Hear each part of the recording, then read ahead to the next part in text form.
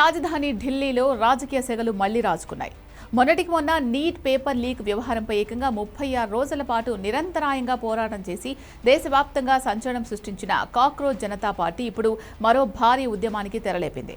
ఈసారి ఏకంగా జంతర్ మంతర్ సీజన్ 2 పేరుతో సరికొత్త నిరసన కార్యక్రమాన్ని ప్రారంభించబోతున్నట్లు ఆ పార్టీ వ్యవస్థాపకుడు అభిజిత్ దీప్కే సంచలన ప్రకటన చేశారు. అయితే ఈ ప్రకటన వెనుక బుధవారం ఢిల్లీ వేదికగా ఒక పెద్ద పొలిటికల్ హైడ్రామా నడిచింది. అసలు ఈ జంతర్ మంతర్ సీజన్ 2 ఏంటి? చివరి నిమిషంలో సీజేపీ మీటింగ్ను ఎవరు అడ్డుకున్నారు? పూర్తి వివరాలు ఈ వీడియోలో క్లియర్గా చూద్దాం.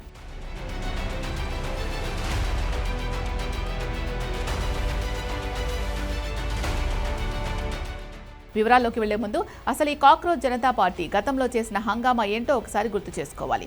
నీట్ ఎగ్జామ్ పేపర్ లీక్ అయిన సమయంలో విద్యార్థులకు న్యాయం చేయాలంటూ ఢిల్లీలోని జంతర్ మంతర్ వద్ద సీజేపీ నేతృత్వంలో సుమారు 36 రోజుల పాటు భారీ ఆందోళనలు జరిగాయి. దేశవ్యాప్తంగా ఉన్న విద్యార్థులు, యువత, ప్రతిపక్ష నేతలు ఈ నిరసనకు మద్దతుగా తరలివచ్చారు. ప్రముఖ సామాజిక కార్యకర్త సోనం వాంగ్చుక్ కూడా జూన్ 28న ఈ నిరసనలో చేరి ఆమరణ నిరాహార దీక్షకు దిగారు. ఆ సమయంలో ఆయన ఆరోగ్యం క్షీణించడంతో సఫ్దర్జంగ్ ఆసుపత్రికి కూడా తరలించారు.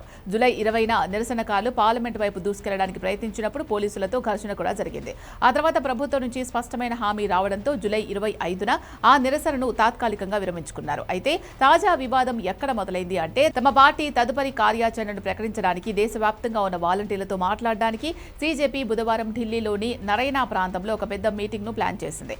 ఇందుకోసం ముందే ఒక బ్యాంక్వెట్ హాల్ ను కూడా బుక్ చేసుకున్నారు. కానీ తీరా సమావేశం ప్రారంభమయ్యే సమయానికి ఆ హాల్ నిర్వాహకులు బుకింగ్ ను రద్దు చేస్తున్నట్లు, లోపలికి అనుమతించేది లేదని నిర్వాహకులకు షాక్ ఇచ్చారు. ఎలాంటి ముందస్తు సమాచారం లేకుండా చివరి నిమిషంలో ఇలా హాల్ యాక్సెస్ నిరాకరించడంతో సీజేపీ శ్రేణులు ఒక్కసారిగా తీవ్ర ఆగ్రహాన్ని వ్యక్తం చేశాయి.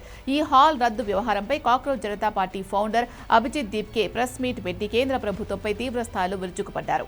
దేశ రాజధానిలో తమ వాలంటీర్ల సమావేశం జరగకుండా అధికారంలో ఉన్న సీజేపీనే తెర వెనక ఉండి ఒత్తిడి తీసుకొచ్చిందని ఆయన ఆరోపించారు. తాము ఏ హాల్ యజమాని సంప్రదించినా పైనుంచి తీవ్రమైన ఒత్తిడి ఉంది, మేము హాల్ ఇవ్వలేం అని భయపడుతూ సమాధానం చెప్పారని దీప్కే వెల్లడించారు.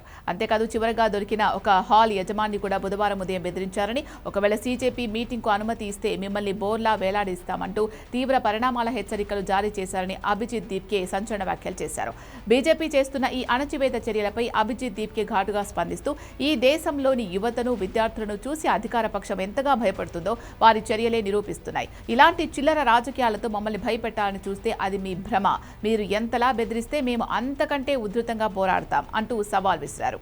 మరోవైపు సీజేపీ ముఖ్య ప్రతినిధి సౌరభ్ దాస్ మాట్లాడుతూ ఆగస్టు 15 స్వాతంత్ర్య దినోత్సవం నుంచి తాము దేశవ్యాప్తంగా ఒక ప్రత్యేకమైన లిజనింగ్ టూర్ ప్రారంభించబోతున్నామని తెలిపారు. దేశంలోని విద్యా వ్యవస్థలోని లోపాలను, అసమర్థాధికారుల తీరును ఎండగట్టడమే ఈ టూర్ ముఖ్య ఉద్దేశమని, ఇదే నిజమైన జంతర్ మంతర్ సీజన్ 2 అని ఆయన స్పష్టం చేశారు. నీట్ వివాదంతో మొదలైన ఈ విద్యార్థి ఉద్యమం ఇప్పుడు ఢిల్లీలో తీవ్ర రాజకీయ పోరాటంగా మారుతోంది. ఇన్స్టాగ్రామ్లో వస్తున్న వేలాది మంది నెటిజన్ల రిక్వెస్ట్ల మేరకే ఈ రెండో విడత ఉద్యమాన్ని మొదలు పెడుతున్నట్లు సీజేపీ చెబుతూ ఉండగా ఈ ఆరోపణలపై అధికార బీజేపీ నుంచి ఇంకా ఎలాంటి అధికారిక స్పందన రాలేదు.